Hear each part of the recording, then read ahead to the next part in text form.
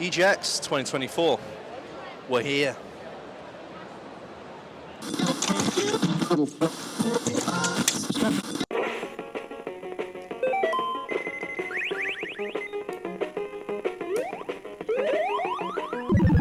Kept you waiting.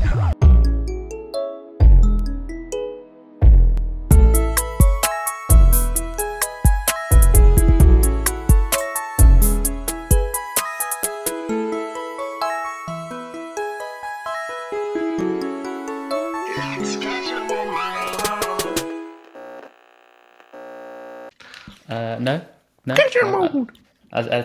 Oh, I didn't remember that. The GameCube controller only had a second bumper in one place. I forgot about that.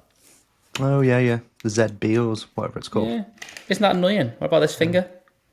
It's because you're used to doing it. But we weren't used to doing it back then. You only used to having one. Yeah, but it used to be that in the middle. Mm-hmm. Big grip, innit? Mm-hmm.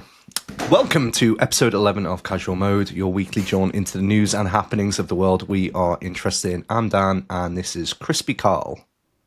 Why Crispy? Hello. I don't know, just thought of... Why Crispy? I was just thinking of things that rhymed. Well, not really rhymed, but just went with the kicking It's a bit close to Crispy Cod. Crispy Cod. Yeah. Well, you just doxed yourself there, mate, not the other way around. What do you mean? What do you mean? Isn't that the place from SpongeBob? No, that's like Crispy Cod's the name of the chippy near range. Oh dear. Full circle. Did you enjoy EGX? In what way? Just in terms of the overall weekend. So I had a good weekend, I would say, but not because of EGX.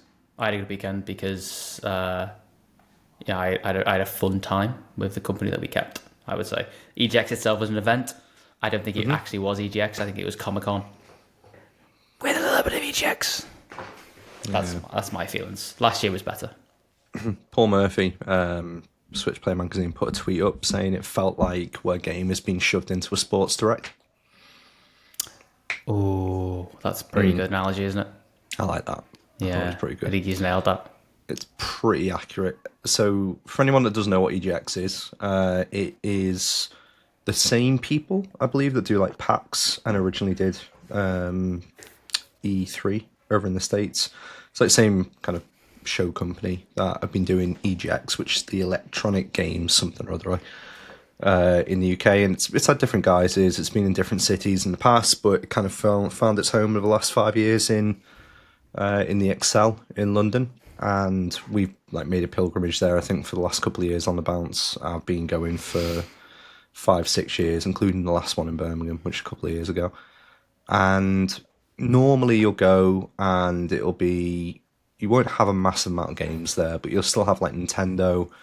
You may have like Microsoft or Sony, Sega, Atlas. You'll have like big publishers there that are wanting to show their games off and give you the opportunity to play it. There's usually a lot of tat that you get with those games, and it's usually, I'd say, at least a day's worth of walking around it and trying to get to grips with exactly what's there and play everything. Yeah. This time it felt like half the size of what it normally is, and then the other 75% of the show floor, because it was double in 2 different rooms this time, so it's like double the size in totality, but the rest of it, like 75% of it, was the MCM Comics com stuff, which was still cool, but it wasn't what we went for. No, and I'd say the majority of that was just merch. Yeah, it was. literally we made the quip that it was like paying to be sold more stuff to. Mm-hmm. Which is a shame. But everybody that we spoke to at the actual event were all really cool. The games that we did play were still really good. It was just that we wanted more. Yeah. So we'll talk about the games that we did play, or specifically like some of the things that we did see that we liked. Yeah. And I will intersperse some B-roll as we're talking. Oh, you're going to do that? You're going to intersperse? Yeah, should we start off with probably the highlight of the show that we thought? what was your highlight? Have we discussed Well, what our I'm highlights were? pretty sure it'll be the same thing because it was the one thing that we kind of spent the most time on. But the Mod Retro, what's the name of the product? Chromatic. Chromatic, which is, in fact, I'm going to let you articulate this because you will do a better job than me. You spoke to them. However, I was there with my camera equipment, having a great time. So yeah, we spoke to Mod Retro about Chromatic, which is the FPGA device, which you use. Yeah, if those who are watching, Dan's showed up the magazine that they gave us, which was very kind of them. Thank you very much. So it's like basically a Game Boy that you put your actual genuine Game Boy Color games into, or Game Boy games, and you play them just like you did back in the day. I took my Game Boy Color down so we could have like a comparison with Pokemon Blue, which still had my initials written on there from when I was a child, and I thought that was a good idea, which I now look back on and go, why would you do that, Carl? Alas, yeah, so we had to go on the Chromatic, which, do you want to give your thoughts first? Yeah, I think... Got a video of it, but, you know. We have got a video, we'll pop that up in a second, but I think at first... in fact, you know what? Put it in now, Carl. So this is the Mod Retro. I'm going to switch off and on again. It's Chromatic First Edition. I'm going to show you that. We popped our version of Pokemon Blue in there. First impressions, screen's gorgeous. Feels very hearty. That feels exactly like a Game Boy. Straight away, look at that pop.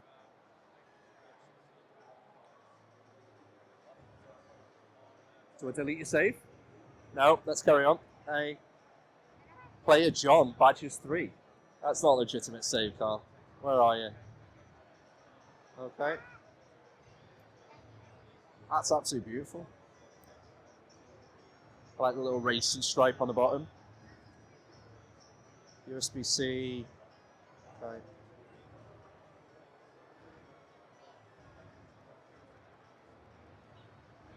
Yeah, I'm absolutely blown away by that. The clicks on the controller and on the D-pad are perfect. Buttons are perfect. Start button, select. It's got some volume, I don't know if you can hear that, but it's a lot louder than what it feels. Everything's tactile. Ooh, I like that. Menu for the actual console as well. Different firmware updates. That's really cool. Transfer cable. It's got pretty much everything you need from a Game Boy perspective. See, for all these people, so I'm just trying to like give people Clefairies and shit. What's going on here? So 156. Brand version of Tetris. I'm literally listening to the guys we do this. If you can pre-order them right now. That's absolutely cool. That's really, really cool. So, Chromatic First Edition. I like that. One to watch, I think. Yeah, cool. Bye.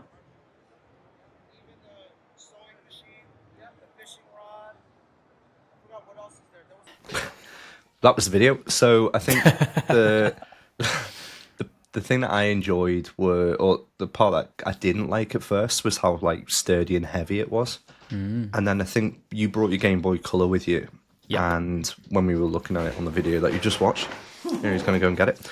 When we were like comparing the two, I was like, oh, I can see why this is weightier. It feels more premium because of it than the actual Game Boy Color, which is the thing it's trying to emulate. Hey! So I think that surprised me. And I think it's got quite a nice shell. I think it's aluminium. I think it was a magnesium alloy. Magnesium. Okay, fine. Yeah, I think the fact you remember that says everything about your character, not mine. Okay. So magnesium alloy. Maybe. I think he said something along those lines. It was a polycarbonate magnesium alloy. I mean, either way, it was like a premium material. The guy was very premium. It's got a little racing stripe on it, which it does. Like. Yeah. And essentially, it can do everything that a Game Boy could, and then some. It comes bundled in with a copy of Tetris, which is quite nice. Which you just said in that video. Which I just showed in that video as well. And I also played the one of the guys that was there was originally a game developer that through COVID just decided to start making a Game Boy game that then sold pretty well. and he got pipped, I think, to be the head of publishing for. Which is pretty cool, that, isn't it? That's pretty fucking cool. That's the dream, isn't it? If you're really into it, you go, you know what, I'm going to try this hobby, and then all of a sudden you decide that's going to be a career, and snapped up by a decent company. So, Mod Retro's background, do you know about this? We didn't mention that in the video. No, but I did look into like a few of their promotional materials before we went there. I saw like some stuff with one of the Paul brothers. But other than that, no. Do you know, Dan? I can't remember. Oh, well, you just really... I was excited then. I was excited. No, but you told me, and I can't remember what it was. It wasn't me. That was Ethan. It was Ethan. It was Ethan. I think he said it was the guy who created them was worked on the Oculus. I could be wrong. This could be a lie, but this... It was the guy that created Oculus and sold Oculus to Facebook. Yeah. And then using that money decided to go into a vast array of different things, but I think he also does drones as well. Nice. I'm pretty sure that was what it is. Huh? Ukrainian drones. I'm not going to say what. I mean, other countries are available. But yeah, created those drones. So he's... Anyway, back to the console. So I liked it. I thought it was premium. It felt like it was... The screen was gorgeous on it. Yeah, the screen was the best bit. Really, really cool. And I think the guys were pretty passionate about it as well. So absolutely. It's about 150 quid, isn't it, to pre-order? Yeah, exactly. About that, and you get Tetris free with it as well. You can get Tetris free. I think we're gonna beg to see if we can get a pre-order version of it a little bit early, and then do some sort of unboxing, because I think that'd be pretty cool. Yep. So stay tuned for more of that. But yeah, I thought that was the highlight for me in terms of things that were there. There was another couple of games that we played. Was anything jumping out for you? I mean, there was a Warhammer game there, which I didn't actually play, but it looked pretty cool. I enjoyed playing the what was the spacey shooting game that we played? Do you remember the title? I can't remember it, but I've got the stickers. We got the card for them. Yeah, we do. I thought that was cool because it's a bit retro, but like with a modern take to it. Rogue Flight, it was called. Yeah, Rogue Flight. Yeah, put one of the stickers on my desk. There we go. That was pretty cool. Yeah. Do you know what we missed from last year, which was really good, that I was actually excited to do again? If you remember last year, we had at one stage, we met a few of the guys and we were playing like Unreal Tournament on the PC. Oh, yeah. In like a retro-y area. Yeah. And I won. But there was a team game and I think we won. It was, but I was the best player. Okay. I was the best player. No, fine. If that's what you remember of that. And then, of course I do, because I'm the main character. And then the best player on our opposing team afterwards gave me like a high five, like, greatest meets greatness or whatever. You are insufferable at times. I know I can be, but you are insufferable. Your competitive streak is exactly why we're friends and why I hate you at the same time. So, yeah, okay. So apart from those and the things that you missed from last year, was there anything else of note in terms of the actual show? In terms of the Before we talk about the... I mean, some of the Diddy, some of the costumes are amazing. I'm not into cosplay, I've got to be honest, but like fair play, like some of the dedication people have got to like genuinely going for it was amazing. The fact they can get so many vendors to turn up, when you think about it, because even though it wasn't really for us as we turned up in our hoodies and jeans, like, to be fair, that many people like dedicated over the weekend is pretty impressive. Oh yeah, it was rammed as well. I've never seen it like that. So for, again, those that haven't been before, like normally EGX, you'll walk into the Excel and there's like 7 or 8 big rooms and you can just go into maybe this Jurassic World show there, and there was like a wedding show, I think, a couple of years ago. There was. So there's like different things that you can do in each of the rooms. This was entirely Comic-Con in EGX, so the whole thing was basically rented out for those 2 shows, or that one show combined. So then the security to get in there was like mega tight after the Just Stop Oil people from last year. Carl's just decided to log off. God knows what the hell has just happened there. I'm going to keep on talking because typically the show must go on. So yeah, the security to kind of get in was absolutely insane when you had to work it out. It's all right, just carried on talking. Carl's back now for the audio listeners. Just riffing. He's just riffing. He's just decided to go for a wee. So like the fact we had to go through a massive part of security, but because we got there quite late, I think it didn't really dawn on me how full it was. However, when we were in there, like you said, it felt like 1 in 3 people were wearing cosplay, whereas previous EGXs, I'd say that 1 in 10, 1 in 20 people were possibly wearing something. So, but they must have done the maths and realised that was more popular. 100%. Yeah. Which I think is basically the whole point of Comic Con and why people go to them, is to be able to just dress up and do that kind of stuff, which is, it's great if you're into it. Yeah, but I just wouldn't do it again. No, I would not do it. I think that's ultimately the kind of takeaway, I think, from the 4 of us that went. So Carl, Pete, Ethan, myself, probably isn't for us in the future, I'd say. Not unless it's really, something that they're wanting to push, or like Nintendo get involved, or Sony get involved again, or there's like a big focus on computer games. But what a massive loss that'll be for them. We had a gimbal this year. We had a gimbal, yeah. I know. Didn't really use it, but yeah. Well, no, look, and we had a nice little fitting part for the microphone. 3D printed, got, actually. Yeah, from my subordinate in work. Yeah, exactly. Yeah, that's subordinate. James Rodriguez. Yeah, so I think in short we were just like, it's probably not worth it. Plus, I'd say the panels were quite weak as well when I looked at them. There wasn't anyone really. Except the time that Jennifer English was on there. You were happy about that. And Stanley Tucci was doing a talk as well at one point, but again, yeah, he was. Yeah, he was there. When we were there? Yeah, when we were there. I didn't know Stanley that. Tucci. I love Stanley Tucci. Would never have known that you would even know who he is, let alone like... He was in Hunger Games? Yeah, of course. And, all the things and like that TV Tucci's show where he did like he did like a cooking show like around Italy. Yeah. It was very up his own arse, but like... But Stanley Tucci in it. Tucci in it. That's basically who he is. I didn't know that. Did you go and see it? He was there. No, I was with you 99% of the time, apart from when we kept on getting lost because the Wi-Fi in there is shocking. Well, it was bad. But, it was fucking awful. Could have seen Stanley Tucci. Could have seen that. But I saw Jennifer English. That's okay. You did, from afar. Okay, so... and you walked off really quick, which really limited my time. I did, which makes it sound weirder than the next day she was live on Instagram and it came up like as a notification and I was like, oh, did you see me? No, I didn't say that. I was the one at the back with the big forehead. Jennifer! Do you want a sticker? I'm so happy you said sticker. It's okay, I edit anyway, it's fine. I hardly know her. Yeah, so do you want to talk about the evening? Because obviously that was where the evening was superb, wasn't it? Yeah. You there? Wow. Sorry.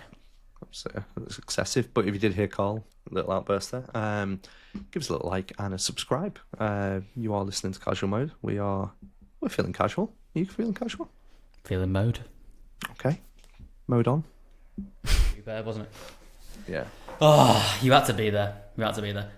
So we had this, like, to be fair, cracking hotel. Like that we had like an apart hotel, which was only ruined by the noxious fumes that I was giving off after the night out. But that's okay. We'll get by.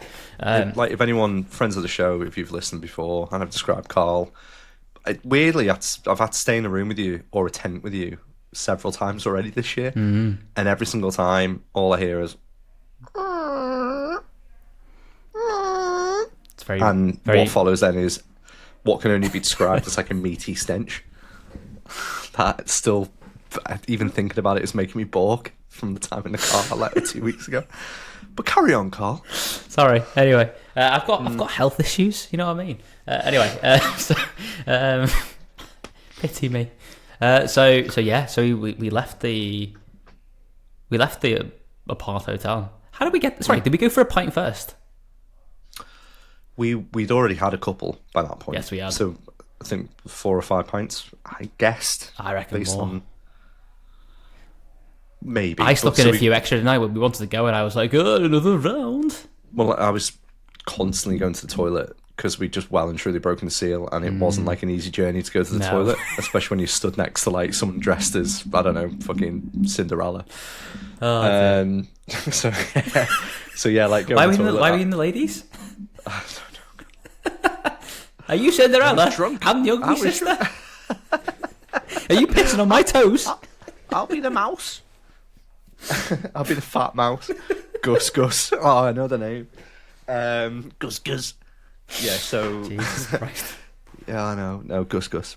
So we got back to the hotel, and Pete was like... Pete was well up for it. Yeah. Pete was really like, right, let's get out. Let's go and get a beer in... What was the name of the pub over the road? That was the same as... The Castle, yeah. And he was like, we'll just go and have a pint in there and let it all blow over. And he was doing his best Shaun of the Dead impressions and stuff. So anyway, so we got into the hotel, dumped our stuff, then left. And somehow, well, in fact, I think you found it, that Korean place. Always do. It was named after an Italian city. So you just saw it and you were like, you know what, Dan, I don't want to quote like a famous podcaster, but, you know, every now and then, you know, you work hard, you know, you go through the rigors of life, and then you decide, you know what, this weekend, that's it. I'm going on a mini retirement. And that's what it was. And so in my head, we'd gone to Bari in Italy, and I look down the road after having a few pints and go, Barry, so nice they named it twice. Not my joke, that was Ethan's all weekend. But that's fine, he's not here, so I'll take it. So we walked over there. And outside, a group of Italians walked by. Oh, Jesus, Jack. And then started speaking in Italian, and I just turn around and go, oh, babidi. Yeah, the Italians just started speaking, and you decided just to like butt in and start having a conversation. And they're like, wow, you speak such great Italian. And I go, yeah, thank you. Well educated. So my favorite part of that was the offense you took when like the ringleader went in English. So has your girlfriend learned any Scouse? And you went, no. Are you a proper like, no? Correct. Straight away. Yeah, but you were like proper offended by that. It was hilarious. I don't speak Scouse. Well, you speak Italian, and you would expect that Martina's picked up like, "Il boss." Well, she hasn't, because I'm a cultured man. Yeah, well, that's cool. So anyway, the food in that Korean place was phenomenal. amazing. We decided. I decided. Let's go for it. Let's have a good night. So we waited for the lads to order beers. 6 or 7 pints each already at this point. Yeah, well, that's just a rounding error, isn't it? So yeah. So 6 or 7 pints, and then the lads ordering a Asahi, going for the dry beer, and then I go, no, not today. Let's get the champagne in. Poop. Yeah. Which shocked them, to be fair, and they weren't prepared for it. They just brought the bottle out. Didn't have any ice or anything. It was just the bottle plunked on the table. Drink quick, otherwise it's getting warm. Basically, yeah. And we did. That was all. And we did drink it very, very quickly. It was Food? a nice bottle of champagne. Champagne was great. Yep, champagne was great. The food was amazing. Loved the food. Food was unreal. Yeah, food was really good. Not because we were drunk. No. No. Good portion sizes. It was about 150 quid for... I don't remember, but yeah. Yeah, about that. Between 4 of us, and... Oh, not each. Oh, brilliant. Okay. Yeah, it was great. In San Carlo, that? Jesus Christ. It was. Well, it literally was. In London? San Carlo Bloody with a bottle of champagne. So yeah, that was great. And I had like we had a hot plate on the table that you could cook your food on. That was so cool. Pete had the beef and I had the pork belly. Now, for those that don't know, my relationship with pork belly is not great, and I think it might be one of my triggering foods, similar to Carl with anything gluten or cheese. Or cheese. Anything pork, I always tend to get a really bad stomach and then vomit at 3 a.m. So irrelevant of but I ate a lot of pork belly, and I left 2 little bits and started getting peer pressure from the table to finish the 2 little bits. I was like, I can't, because of what's happened in the past, and I feel like that will set me over the edge. Fast forward to 3 a.m, I actually woke up thinking I was going to throw up and burped the loudest burp. Pete half woke up, rolled over, and went back to bed, and I felt great, so I went back to sleep again. But going back to the Korean, so we've left. Where did we go then? Well, I mean, I don't know whose idea this was. Ethan's. Was it Ethan's? Yeah, he was determined to do karaoke because of the karaoke. He blamed me for it? No, it was Ethan's idea. Oh, he wanted to go into karaoke. Okay. Well, we stumbled upon what was genuinely an awesome... No, we purposefully looked for the nearest karaoke bar. Dan, do you know how to generate a story? Yeah, I know. Yeah, but I'm being honest about it. I'm not making people think that we stumbled on a really amazing. I thought we asked the staff. We did. We asked the guy. Oh, Like, where's the nearest like brilliant karaoke bar? But carry on. Sorry, I'll shut up now. well, maybe Not appreciate it. Well, you can't sing, so Zanzibar. Ooh. So we purposely searched for directions. Apparently, there's no romance in the world anymore, and it came up with a Sterling karaoke bar. So we went there. We did. Calm down, Morrissey. Yeah. So we went into the karaoke bar. We ordered. I don't even know what. I think it was like 3 litres of beer. Designation of beer. It was 3 litres. It looked like it. We've got photos. Didn't last very long. Yeah. It didn't. So the opening song was. Don't know. I'm loving angels instead. Who sang that? You did, I think. And you got a handful of compliments. Yeah. That was it. Then you were Elvis for the remainder of the evening. You were fucking off on every single song. You were trying to do the harmony. You were like jumping in on the high. You were picking what can only be described as like seasoned karaoke songs as well. Whereas like really. You put fucking Adele on at one point, and I was like the bollocks on this lad to like go and think he can sing Adele because he nailed Robbie Williams' Angels, and you were like you went for, and then halfway through the song you just admitted defeat and skipped, and you were like, I vaguely remember going, it's a bit. I can't get this. Like, this key's a bit too much for me. It's too much for me now. Yeah. Yeah. No. Yeah. Fucking Oh dear. Rachel Adedeji. So like, so we had an absolutely fucking brilliant time doing karaoke, and I think there was some absolute. But Ethan's got a cracking voice. Ethan's awesome. Yeah. He did "Man in the Mirror," Michael Jackson. Got that on video, which was really really good. That was good. Pete can hold a note. He was fine. Like again, struggled with some of the higher pitches. I struggled through the entire thing. I did not have good performance. I had a solid 6 out of 10. It wasn't great. Mainly because of the probably champagne and several pints that we'd had, but yeah. So we then listen, went mate. There's a lot of guys who suffer from performance anxiety after a beer. Don't worry about it. Also, this week's episode is sponsored by. No, I'm joking. Sponsored by Star Tour. Yeah. So we were that pissed that the guy that obviously was trying to like boot us out because it had gone past last orders already, and I think it was closing. We were like basically heckling him by continuing to sing until just a random, I think it was like a random Chinese song came on, and then we were just singing along to that anyway, and that's what then became a little bit of a meme for the remainder of the night, because I think one of us was trying to sing like Chinese version of Angels. So yeah, we did that, and then we went to the castle, which was the pub around the corner. And that's where the story ends, everybody. Don't worry about the rest of the story. Not where the story ends. That's where the story ends. We don't need to talk about this anymore. We were in the castle, and Carl's exceptionally competitive nature was coming out, and he was going, I'm a better singer than you. And I was looking at him going like, and you were like half grinning like you do when you're talking about either FIFA or football or anything we've competed with. Trying to goad you. And I was just like, yeah, you were. And you were like, yeah, I was. I was like, what the fuck? Are you that pit? And you were just swaying back and forward, like happy in the notion that I'm a better singer than Dan. I was like, yeah, okay. So most of us were finishing our pints, or like getting to the bottom of the first pint, which then tended to be the last pint, ironically. And I noticed that Carl had maybe 2 sips of his. And I was starting to smell a very familiar smell around the room. It's over. And I was just like, Carl's guts are getting like protruded. I was like, we're probably in danger if that continues to happen. One, because he was just stood in the middle of the room farting. And I think quite a few people were starting to get onto it. So I kind of turned to you and went, I think it's probably time that we went. And you went, yep. And you just put your pint down. After like you tried to you sipped it, but you just went like... just like suck the rim and then put the pint down, and we just like waltzed out of there.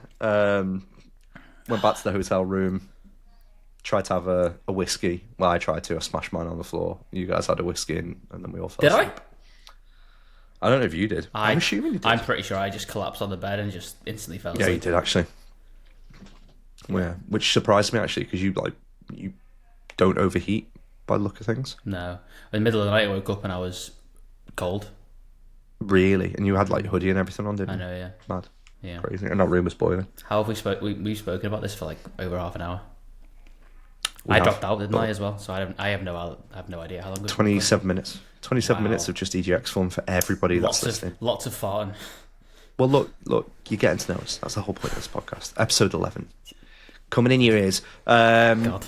So that was EGX. We had a cracking time. Carl had to drive all the way home, which he did a smashing job, mate. Waste of Really money though. did The insurance put you on the insurance or nothing. I'm sorry, but I might get to ride the car at some point, so it's okay. You might break your leg. Sony has closed Concord's studio and permanently shut down the game. So after 18 months, by the way, they bought Firewalk 18 months ago, and they've decided to shut it down. So apparently it's something like 180 jobs. So they've shut that and another developer that they've got, Neon Koi, which is a mobile game developer. So the two of them being shut, 210 jobs in total. The quote from Herman Holst, CEO of PlayStation, he said, we have spent considerable time these past few months exploring all our options. After much thought, we've determined the best path forward is to permanently sunset the game and close the studio. I want to thank all of Firewalk for their craftsmanship, creative spirit, and dedication. He then went on to say, we will take the lessons learned from Concord and continue to advance our live service capabilities to deliver future growth in this area. So, I mean, that is atrocious. The fact that they've just gone, you know what, let's completely cane a studio after only owning them for 18 months. But I suppose the writing was on the wall. I think it's absurd, to be honest. What are they going to do with the game? Like, the game is still there, even if it's not amazing. Just release it for free. Like, put some skins on it, get some money back, give those people something to do in their job. Yeah. It's more the fact that it's just said, like, nah, sunsetted, done. So obviously they're thinking, you know, we might launch it, but it's not, it's milk and mice. It's no point, you know, in terms of actually releasing it. Which is sad because, like you said, if you were put something bang average out there, you're going to get a couple of people that play it. Presumably it'll make enough to keep the people in jobs. But I guess, you know, shareholders aren't going to really care about a shit return, are they? So, sad. I wonder what their EBITDA is. Well, Sony's is fantastic. Clearly Firewalks was not very good. However, mate, something that is very, very good that you'll be happy to see, and I think you linked me to this before, but Dragon Age the Veilguard reviews are starting to pour in, and this now looks like it's a damn good game, Carl. Does it, Dan? It does, mate. So, I mean, first of all, by the time this comes out, I'll have already played a lot of this game, so maybe my opinion. What days come out? Friday? Our podcast. Well, no, the game. The game comes out on Thursday, which is why I'm off work on Thursday. So you've got time. Yes, and you're off. Okay. Yeah. So what I will say Tuesday at 10 p.m. is no, I've been following like a few things on YouTube of people who have not officially reviewed the game and have therefore not contributed to Metacritic, blah blah blah. And they've basically been like ostracized by Dragon Age because they gave less than stellar first impressions after they got to see the kind of initial thing. The initial game, so they're kind of accusing BioWare of curating good reviews by going for favourable reviewers. So I wish I hadn't seen those videos so I could kind of just go, oh, this is going to be great. So that's in the back of my head now, but I'm still going to try and enjoy it the best I can because I still think it's going to be great. I mean, looking at the reviews from people I actually trust, so Paul Tassi at Forbes gave the game an 8.5 out of 10 and said that he wasn't a fan of other games in the series, but with the Veilguard, he couldn't wait to play more of it. It could have used some editing, more gameplay complexity, and maybe some sharper writing in parts, but it did many things, and I enjoyed my time with it quite a bit. Somebody that I listen to a lot, so Simon Cardy over at IGN said in his 9 out of 10 review that the game's level design was one of the first things to jump out of him. Reminding the writer of the original Star Wars Knights of the Old Republic game, which is fucking sick. One of the reviews that I saw compared the level design to Overwatch. That's interesting. Yeah. Cardi continued to write, so the Cardi slick B. looping...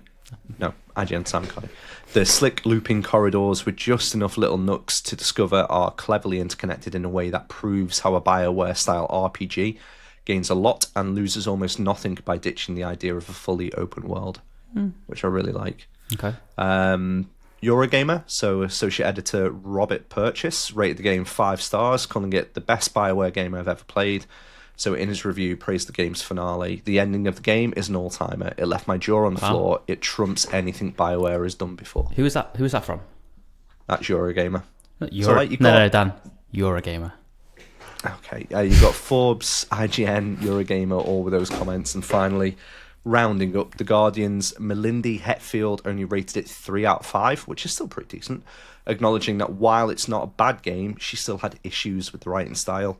Okay. She said, but the writing, the heart of previous games, is surprisingly mediocre, while the new combat style gets repetitive fairly quickly. Yeah.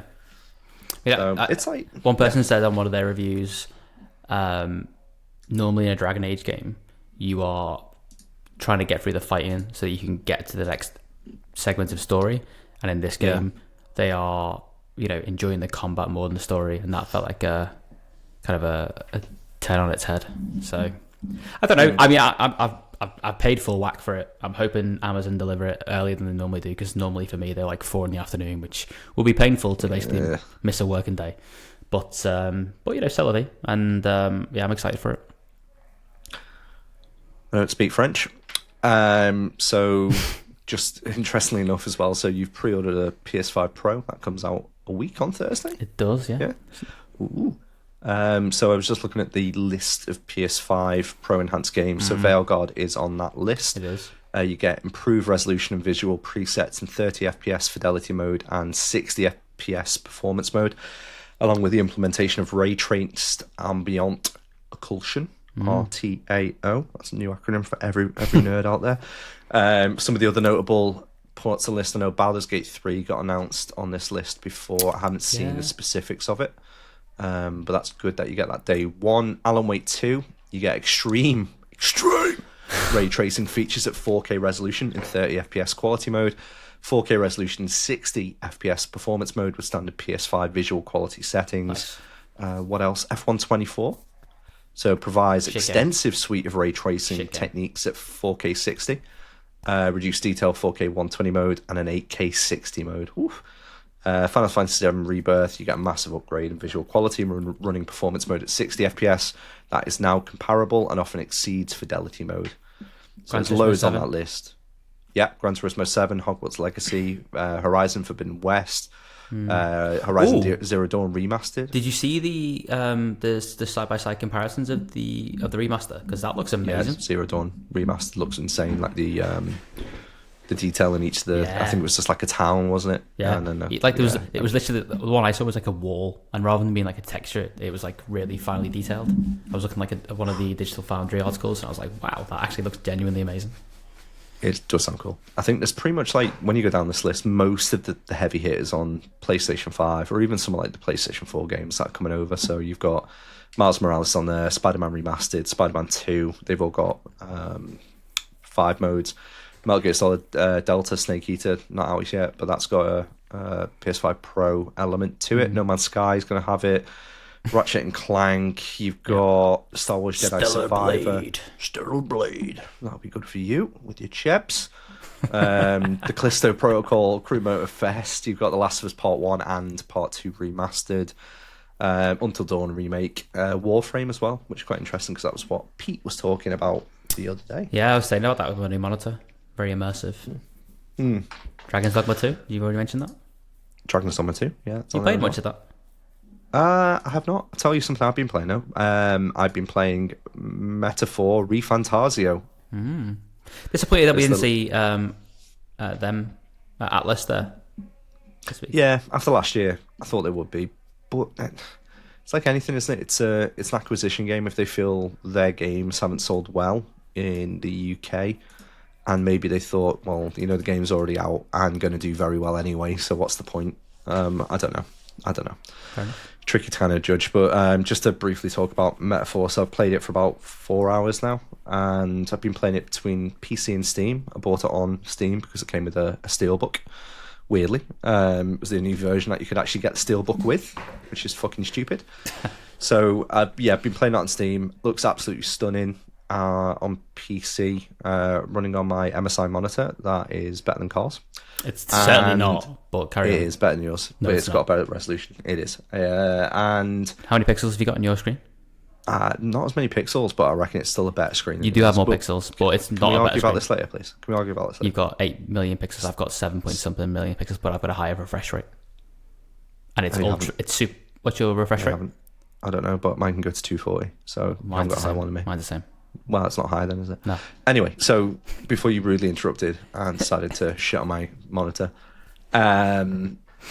so yeah, Metaphor Re-Fantazio. You know what? If you've played Persona 5, you're going to know exactly what this game is. And if you've played any of the Persona games, you're going to know what this is. However, what I would say is this is the spiritual successor, in my eyes, to Final Fantasy 12. The tone of it feels very, very similar. The fancy element, high fantasy elements, absolutely brilliant. Storyline's fantastic, really engaging, quite interesting. Again, the style of it is very similar to Persona 5. They just Atlas know exactly how to make a menu screen. It's fucking brilliant. But the speed of fighting in this is just a lot better, I think, than Persona 5. It doesn't feel slow and cumbersome, and doesn't feel like you're just going through the motions at times when you're trying to get through a dungeon. So yeah, definitely worth a game. I'm not going to talk about it anymore until I've finished it, and I will finish this game, but I've been playing it between, like I said, the PC and the Steam Deck, and it runs exceptionally well on the Steam Deck as well, although the Steam Deck does get very, very warm. So that's it. What you've been playing? A few different games, to be honest. I've been playing some Stellar Blade. I bought Stellar Blade last week, the week before, so I've been playing a bit of that, which I'm enjoying. It's slightly easier. It's meant to be tricky, isn't it? It is tricky. I die a lot, but I don't die as much as Elden Ring, so that's some level of comfort. I've been playing a lot of games on the PC that I wouldn't really want to play, but I've got my new monitor, and therefore I thought I'll give them a go. But that's pretty much it. Yeah, EFC, I've been playing that as well. But yeah, I'm just waiting for Veilguard. Actually, yeah, that's a good point. I've been playing Inquisition. Oh yeah, you did. You said that. Yeah. Trying got far in? No, I'm just back in the hinterlands, so just kind of early on. I went to done a few missions there, just getting back into the game a little bit. The graphics are a bit worse than I remember. Well, that's okay because it's old now. But no, it's good fun. It's good fun. You know what's good fun? The US election, Carl. Oh, it's not fun. It is. It's fantastic. I think you and I have got completely different approaches to this. I just find all of it hilarious, and I think you take it quite seriously, and you think you're quite bothered by the result. It's probably fair to say. I have an American family. That's what I mean. That's why I find it hilarious. Okay. Not because you're an American family, just because it's to me it doesn't mean anything. And when I'm looking at what's happening, people, should it? I don't really know if it should. Leader of the free world. But I mean, okay, we will. I will give my opinion in a second, but your hat on. For people that don't get your know, red hat. We are recording this on the 29th of October, so it's still how long have we got until the actual election? It's not long at all. A week. Yeah, still got a week. So in short, it's on a knife edge, and you can read the polls, you can read odds. Each one's probably different to the latter, and has got a 51-49 split one way or the other. It's probably the best way to explain it. I mean, Trump seems to have had a recent surge over the last couple of days. He's been quite present in the media. So he did Joe Rogan 2-3 days ago, and then you've got JD Vance. Now, obviously, we're recording this on the Tuesday evening in the UK, but you've got JD Vance that's going to be doing the podcast, Joe Rogan podcast, tomorrow. Is he? Yes. He got laughed at by, do you know JP Tapper? Yeah. He got laughed at by him. Yeah, there's quite a few things like that but to be fair, JD Vance is a cartoon character. He's a punch bag. He is a punch bag, and it's very, very funny. And again, everything about this just makes me laugh. But which is why I can't take it seriously. After Trump, if Trump wins, JD Vance is the next president, because Trump is not going to last 4 years. I don't know. I can't comment. I don't think he's going to last 4 years. Don't know Trump's health, but if he's got this far drinking, 9 Diet Cokes a day and McDonald's all the he time. does a lot of dancing. He does do a lot of. He does 40 minutes of dancing, instead of a Q&A session. I love how much it gets you on your back. So bookies haven't been. So at the point of recording, the bookies are pretty confident in the Trump win. So that's Let them. yeah. So there was a sneak pitch of Harris's closing pitch to voters. So she's been doing that today. 50 Cent allegedly turned down a $3 million offer to perform at a Trump rally, which we'll talk about the Trump rally in a minute because I'm curious to hear your opinion on it from what you watched. Let's go. And yeah, in depth as well. It feels like what I'm reading on here is there's a lot of Puerto Ricans getting quite upset and starting to Latinos in general. Yes, and they're descending on Trump rally venues and they're starting to complain that they're not trash. So comedian, let's get into it. So comedian Tony Hinchcliffe joked that Puerto Rico was a floating island of garbage, which stirred anger in Pennsylvania, which is home to a number of Puerto Rican All right, Jonathan Ross. Puerto Rican both. Puerto Rican. How does Trump say it? Puerto Rican. That's pretty good, actually. That was pretty good. Puerto But he does more stress on the Puerto Rican. Yeah. I love Puerto Rico. It's a great place. I have a golf course there. So good. The people there, very good people, very happy people. I said it. Yeah. I said it. I said it where? You said no. I said I was. I said it good. Good. You're a good guy. Said to them, you're a good guy. Said to me, you're a good guy. Anyway, so that was very good. So the Trump campaign has taken a rare step of distancing itself from Hinchcliffe's joke, but not other comments that he made as well. Yeah. What do you think about that? Because we both like Kill Tony, and that's obviously Tony Hinchcliffe's show that he does. Where... So I think he's funny in that. I think he made a mistake because as much as he's famous, like on the internet, there have been people, Trump supporters, who are old as shit because they're Trump supporters. And they won't know who he is, and they'll be like, "Oh, really? That's extreme." In the same way that, like, I say I like Gervais's comic style. If Ricky Gervais started like making jokes about disabled people at a Labour Party conference, true. How would that go down? It would not go down. But he wouldn't do it because he'd go, you know what? This is not the room for it. And he's just like shat on Latinos in front of Latinos. There was a few jokes that he made, to be fair, which were not the best. And I say that as somebody who I saw that he was opening for Trump, and I was like, oh shit, this is gonna be amazing. But genuinely, I watched the set, all 11 minutes of it, and I was like, I wouldn't have done it. Yeah, I couldn't. I agree with you. I think in terms of So the guy's not racist. No, clear that it's up. just a joke. It's just a joke. He is a comedian. So again, he's making jokes and he's well within his rights to do that. I think in terms of the audience, you have got like kids and, like you said, you've got the elderly there. You haven't got a standard comedy audience. No, you've got a group of people that are there to support a Republican Party. So, and they're also trying to dismay this kind of notion that they're all Nazis. They're making jokes saying, "Oh, they're all calling us Nazis," and then he's making like jokes which are a little bit too far. Perhaps he's not helping himself, is he? They're too far, but they're not that far that pretty much every website can't quote them. So it's like, if anything, it's been brilliant for him to get his name out there.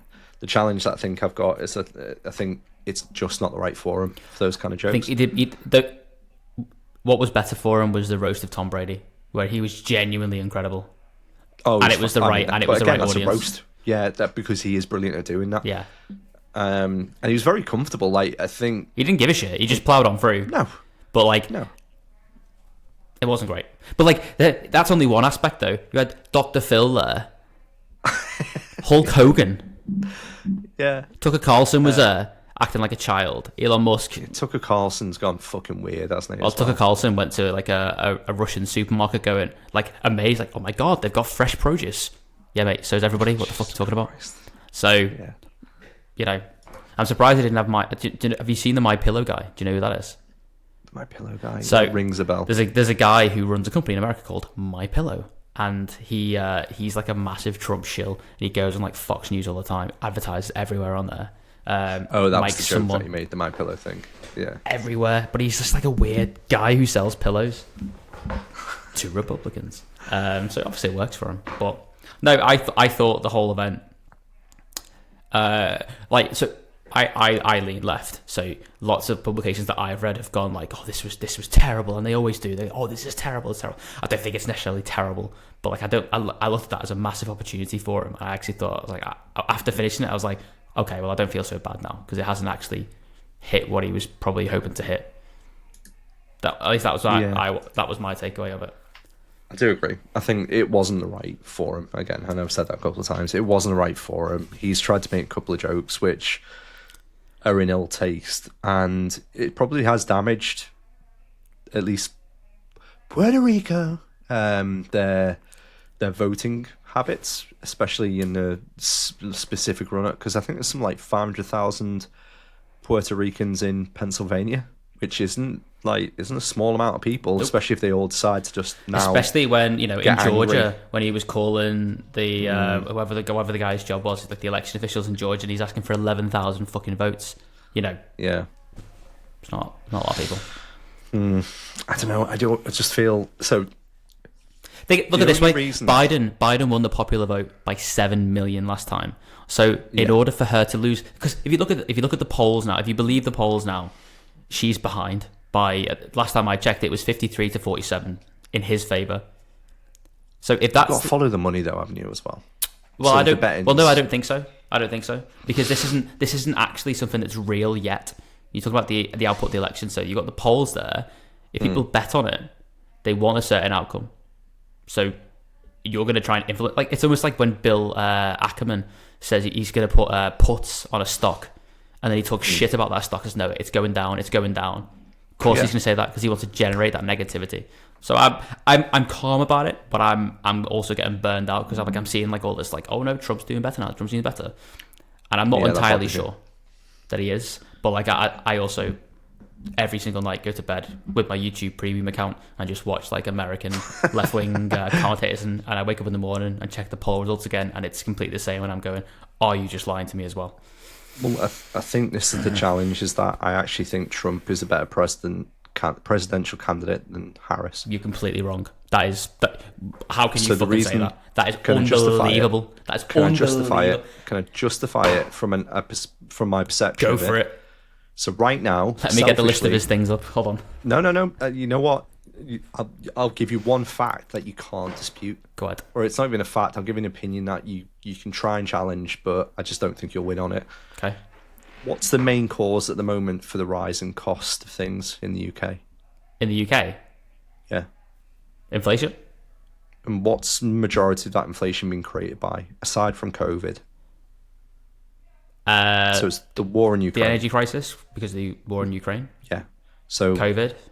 So hold on, stick on that thought. You can probably guess where I'm going with that. No, carry on. In terms of controlling what happens in Russia and the Ukraine to try and get a resolution to that, do I think Kamala Harris will be able to be effective in that moment? No. So as a UK citizen, not as someone that is going to be impacted at all by any of the policies that are implemented in the States, and on a pragmatist view, do I actually think that Donald Trump is going to burn the world down? No, I don't think he will. Okay. If Biden didn't do it, he won't do it, and he's probably equally senile at this point as what Biden is now. So do I think he will resolve or try to resolve what's happening in Russia? Yep. As opposed to what a left-leaning candidate would do. So that's my takeaway, is that I think he will. I think he will be more influential in that moment. I think it's a weak point to make because inflation is actually coming down in the United States. So what they're doing is actually working. It's still persistent, isn't it? It's coming down. It's come down in the UK as well. No, it's not come down month on month. It's come down a little bit. The last I saw it was coming down, but they were saying not significantly. No, not significantly. It's still going up, so our money's still worth less and less. But it is. Yes. But the rate of inflation is coming down. But then the increase is coming down. From someone that is trying to be financially conservative about the UK and think, well, what is the best way to get that situation resolved in Europe? I think you've got to look at who is going to be the leader of the free world, like you've said. And would someone like Obama have sorted this out as a character? Potentially. I think he's probably got the weight and the approach that somebody could actually sort something. Well, how's he going to do it? I don't know. Because He's refused to say how he's going to do it. You sit down. I don't know how he's going to do it. But my only key takeaway is that I think, again, Harris would just be ineffective. And I think she's ineffective as an individual anyway. Like, I don't think she's a particularly great candidate. But neither is Biden, though. But what Biden's done is put a team around him. No, Biden's awful, but he's put a team around him who brought down crime. Inflation's coming down after a really poor period. All of that's irrelevant. Unemployment is coming down massively. I don't care about any of the policies in the States. Yeah, but we're talking about the US election, though. So whilst we are an indirect consequence, it's more important for them to make the right decision for them, not for us. I totally agree with you. I totally agree. But whatever the right informed decision is to make, I even would still say at that point, in terms of a leader of the free world, I would rather have someone that is strong and capable than someone that is weak and can't even public speak. And if you're going to put that person in front of world leaders, she's not very well. If you're going to put someone like that in front of world leaders, she doesn't. I think if you're going to put Dan, I'm speaking. Remember that? Did you watch the vice presidential debate last year with Pence? Yeah, okay. Yes. And she's fine. She's fine at public speaking. At the end of the day, a president doesn't have to be the person who is there. Like, Trump wants to pretend like he is. He's not. He was on the golf course more than any president in history. But, by the by, Biden has proven you don't need to be there day in, day out doing everything. You can't do everything. So he's put people in place around him who can do that. Look at the transport secretary, Pete Buttigieg. Like, he goes on Fox News and he schools them all the time because he's so competent. He puts people in place who are competent individuals and allows them to do a good job because he can't, because he's 82, 83, whatever he is, fucking well too old. And does it that way. Trump's not going to do that. He's going to get sycophants around him who just say, "You're right, Donald. Let's do that." Or worse, he is the puppet, and the people around him are telling him, "Can you do this, please?" And he goes, "Can I go back to the golf course if I do it?" And he goes, yeah, go on. Yeah, Donald, go on. Go on. Stop women from having abortions, please. Come on, off you go. I've given my opinion, and that's the only reason my opinion is the way it is. There's no other. Because again, I tend to be left of centre. However, in this moment, I'm thinking selfishly and going, right now, there is something that is hitting all of our pockets that I would prefer to get resolved, and I don't think a Democrat could sort that out at this point. Not the ones that are currently in charge or being positioned to be in charge. I mean, I'd happily lose 10% of my income. It's more than that, though, isn't it? 10%? No. All right. Is it? Overall, in terms of the cost of things, would you say it's only 10%? Inflation's lower than 10%. Well, it's not just inflation, is it? When you're looking at fuel and when you're looking at utilities. Exactly. I mean, fine, okay, I'll pay 20% of my salary. I think he's that bad. You've got somebody there who's trying to circumvent democracy to try and force his way into a position of power, who hasn't earned it because he lost an election. He encouraged his supporters to go then and march on the Capitol building. And he talks about how it was peaceful and it was full of love, but it fucking wasn't. He stole national secrets and kept them in his bathroom in Mar-a-Lago, refused to hand them back over. But luckily for him, he got a judge who he appointed himself, who he's now suggested, thanks to her favourable rulings, could be his Attorney General. So, if you're happy to support that person just because you're losing a bit of money, that's bad for me. I think that's awful. I think he is. It probably is, but if I was American, it would be a problem. I think it affects us all. I'm not saying that person. I think it affects us all. I genuinely think it does. Yeah, but how's it going to affect you morally? Because I'm willing to. It's not going to change anything. Possibly not. Not in the UK. Not in terms of what. Yeah. More than likely, and again, I'm trying to say here in terms of what's happening with previous presidents, I really doubt it. But okay, there we go. Let's see what happens in a week. Well done, though. We kept that remarkably civil. I told you it'd be civil. Considering I told you it'd be civil because I had my position on it, and again, I'm not coming from a overly conservative position. I'm just saying, like, right now, it directly impacts us what's happening in Russia, and I'd rather have that resolved than anything else because, again, it directly impacts more people that I care about. The American stuff, I don't have anyone over there, so it's not for me to. It'll be Matt soon. Well, Will maybe they at let him that in? point, but then Maybe Trump getting Maybe- in means maybe that you Matt vote for stays Trump. with us. Fucking hell. nah, Come on, no. Trump. Come on, Keep him out. We don't like him. Keep He him out. has a huge chin. No. Build a No. wall to the He UK. said no. Oh. I said no. No Matthew Bilton. No. big chin. Okay, so speaking of incompetent people running things, so Man U's manager Carrot. Eric Ten Hag has been sacked. Yeah. A bit good about it, if I'm honest, just Me because too. it was evident keeping him in position would have been. Yeah, better result. What was it? They've had 2 of the worst starts in their history, and this was the worst start ever in their history, which is a little bit of a pill to swallow for United fans. But like we've all felt the same way over and over. It's like cascading further and further down. Every manager were like, "Oh no, come on, please don't." My only concern is that Liverpool were after Amarim, who they've who's going there. So. Slot's done fine, so I think. I mean, No, he has, but It's I don't hard. want them to have a competent manager just in case he turns it around. so for people that aren't aware yet, so again, we're recording on the Tuesday. It hasn't been announced yet, although we've has. had the here we go from Fabrizio. No, Has it been announced Sporting by Lisbon United? Sporting Lisbon have announced that they've gone. They're publicly traded in the Portuguese stock exchange, so they have to tell And it's people. all fine. So pretty much it's guaranteed then at this point, unless something drastic happens. But if that happens, then it's egg on our face from a podcast perspective. But I asked ChatGPT just to summarise 10 interesting facts about Ruben Amorim. Who is this person? So his transition to coaching to number 1. So he retired from professional football at the age of 32, Carl. Oh, great age. After a career-ending ACL injury. He swiftly transitioned to management, completing coaching courses and joining Sporting's staff within a few years. So he was hired by Sporting in 2020. He led the team to their first Premier League or Primera League title in 19 years. Yep. During the 2020-21 season.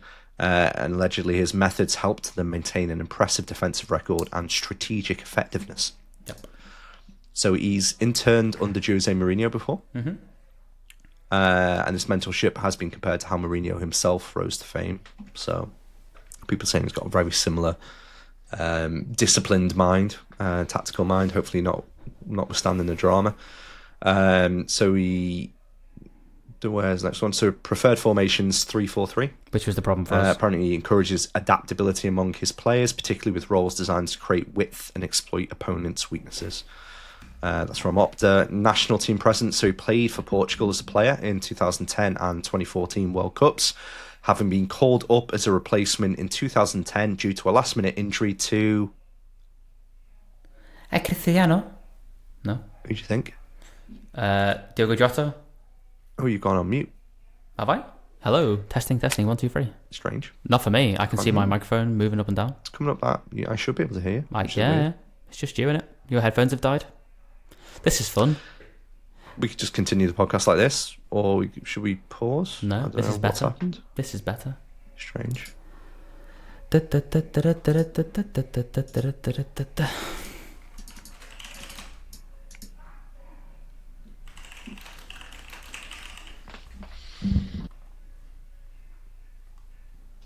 Daniel has left the building.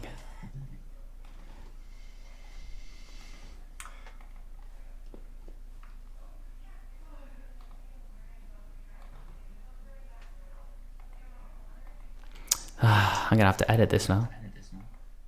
I can hear myself. Yes, stop talking. There it is.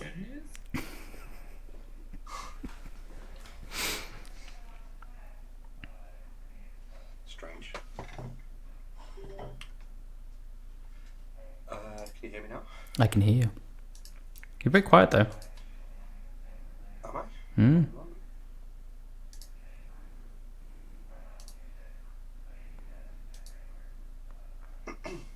Still quiet? Yep. Is it coming through this?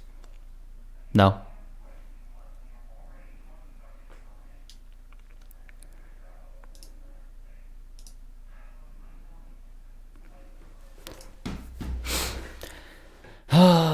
This will be easier to edit now that I can see myself and myself alone.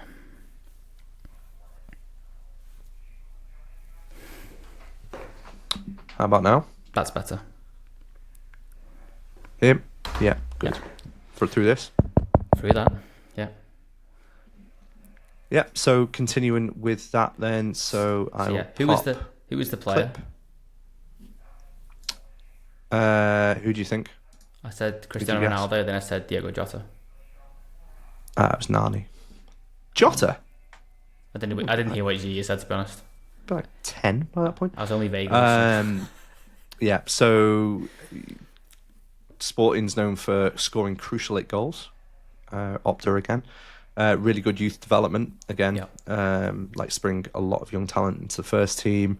And outside of football, Amron is an avid sneaker collector, particularly of Yeezy sneakers, which he buys, trades, and profits from in his spare time. There you go. So that's Amron. Do you know any Sporting Lisbon fans? No, you do. I do. So do you. Yeah, I know. But should have given him a job. Good point. Amron. So what's our friend's opinion on it? Have you got it yet? Or I messaged him last night and just said, looks like he's going to United. He just put like a laughing smiley face, tried to call me, I think in a panic. I have no ability to stop that deal going through, but there we go. Just in case you did. Just in case, yeah. Just in case. But yeah, I mean, it's going to be interesting. I mean, Eric Ten Hag's legacy, what did he win? An FA Cup? 2 cups, yeah. What? You talk about it all the time. Carabao? 2 cups? I don't know. Carabao, something like that. Europa? Conference? Nah, nobody would talk about the Conference League, would they? No. Thursday nights, Channel 5. It's not even on Channel 5. So the kind of upshot of it, I think, is most of the United fans I've spoken to are pretty happy that he's left. Yeah. Which I think they just all kind of acknowledged it was time, but would have preferred an interim manager to the end of the season, which is what I thought Nistelrooy was going to be. Yeah, but he disgraced himself, didn't he? Yeah, that's not been a great start. Like people just sharing pictures of him as, what was it, Christmas Pete or something stupid, or whatever the Dutch blackface thing is. Yeah, it's not great. That's interesting. So yeah, Ruben Amorim, that's fine. I think to be fair, I think it is part of their culture, but they've recently accepted that it's not acceptable. So that could be an old photo when culturally they did do that. Not that it's okay, but it gives a bit of context, doesn't it? I'm not excusing him. I couldn't give a shit about Ruud van Nistelrooy. Well, I don't think he's done it as a racist thing either. If it's a cultural thing, it's a bit different, isn't it? So I don't know, but it's like the Redskins in the States. I think that's mental, though. I think that's mental. Yeah, I know, because it almost transcends the meaning given the purpose of it as well. So I don't think it's. Yeah, can't wait for Trump to fix that. Fuck. Oh dear. Okay, so the weekend's football coming up just to close us out. So we're going to go through this and get our weekly ACCA. Yeah, we've done so well so far, haven't we? Oh, we've smashed it. I have no idea how badly we did last time. I think we lost. Well, we need to win this one. We need to win this one just so we can pay for our PS5 Pros, which is the goal. So, okay, so are you okay to scribe? Yes. So we're just going to do win, lose or draw, straightforward. So first kick-off, 12:30 on TNT Sports on Saturday is Newcastle versus Arsenal.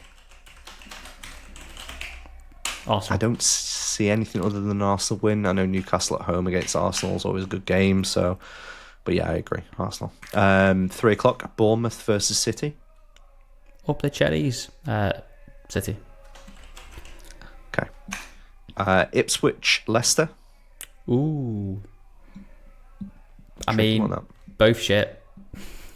Ipswich haven't won this season yet, have they? No. I don't know if Leicester have actually. Did they have a look? Jamie Vardy's having a party. Yeah, okay. What do you reckon? I will go for Ipswich at home, so I'm going to go for them. Okay. Liverpool, Brighton. That's a tricky game for you. No, it's not. Next. It is, because Brighton did well against Spurs, so... Yeah, but... sorry, lads, it's Tottenham. Forest, West Ham, 3:00 kickoff. West Ham. Yeah. Southampton, Everton. Up the Ev. Ooh, yeah, go on. And 5:30 kickoff is Wolves versus Palace. Difficult, that. It is tricky. I think Wolves. Yeah. What do you reckon? Yeah, I'd say. Nah, I'd probably go Palace, to be honest. I think Wolves need to win it to have a chance. I don't think they've won a game yet. We've done no draws yet, by the way. Yeah, it's fine. It can happen. It's like Thunderball, innit? Not the film. So 2:00 kickoff on the Sunday is Spurs versus Villa. Villa? Yeah, go Villa. Oh, mate. Spurs, didn't it? And then the 4:30 kickoff is Man United versus Chelsea. Is Amarim in for that game? I've seen. Well, they're trying to get him in for it. I've seen conjecture about this that they want him to take the Friday game that they've got. So whether or not that gives him enough time to then go and watch, but he might just be in the stands for it, that kind of thing, or in the box. New manager bounce is big, innit? I fancy us for this. Of course you just do. because. Of course you do. No, well, no, we're in form at the moment. We've got. You lost We seem Liverpool, to be didn't you? firing on all fronts. What? Sorry. Didn't you lose Liverpool? Yeah, we did. But I thought we dominated that match. So Not the scoreline. not scoreline, but yeah, we still dominated it. But in terms of this match, I think we'll have enough to see off United. Look, United haven't got Anthony. He's got a sprain ankle, so So they're going to win. Their key players out. So let's just assume that we're going to win it. Okay, that is the. So do you want to try and plumb that in while Yeah. I'll talk about my deal of the week. So my deal of the week on CD keys, you can get 3. Well, bearing in mind we both sold our Xboxes, but you can get 3 months of Xbox Game Pass Ultimate, which is normally £32.99. So that's now 40% off, and that's £19.99, and that is stackable as well, which is pretty good. Okay.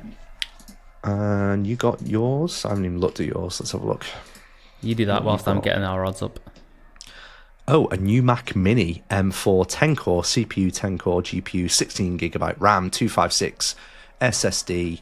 Student price is £499, which is unbelievable. 17% off. That is unbelievable. That price. Yeah, absolutely. That is unbelievable. Okay. Look at the heat on Hot UK deals. That is unbelievable. 2,740. Yeah, that's insane. Liverpool, West Ham. Do you have? What'd you go for? Palace? No. Yeah. No. Yeah. Palace. Yeah, Palace. Oh. Oh. Yeah, Palace and then Villa. Oh, I see. Can't type. Yeah. No, you can't. Sunday. Palace, then Villa, then Chelsea. Is it Palace women? No. No. Villa. Can't wait to hear about this. Chelsea. It's great. Building it up. It's really exciting. £2,000. 2,000 to 1. How much is that if you put a pound on it? £2,059. It's a joke. Okay. So there you go. Put a £5 on. £2.50 each. Do it. Normally we do a £5 each. How'd that work? If we both put a £5, do we just split it anyway? Is this just pointless? Yeah, basically. What happens? So like last week, we flipped the Liverpool Chelsea one. So what if one of us won? Would you split? Would you split the winnings? I would split it. Yeah, of course. I would Could do it like. Should we do it like golden balls? Where we've both got either split or say. Yeah, but what if? What if? Sorry, what if there's 10 grand in the bank and we neither of us get it? YouTube adverts. Yeah, YouTube adverts. That's the point. What do we have to do if we decide to? I'm not doing that. I want the money. That's what I mean. £5 each. Very great. Okay, so that's it. Anything for your nerdy corner this week, or are you abstaining? Does that count? I don't know.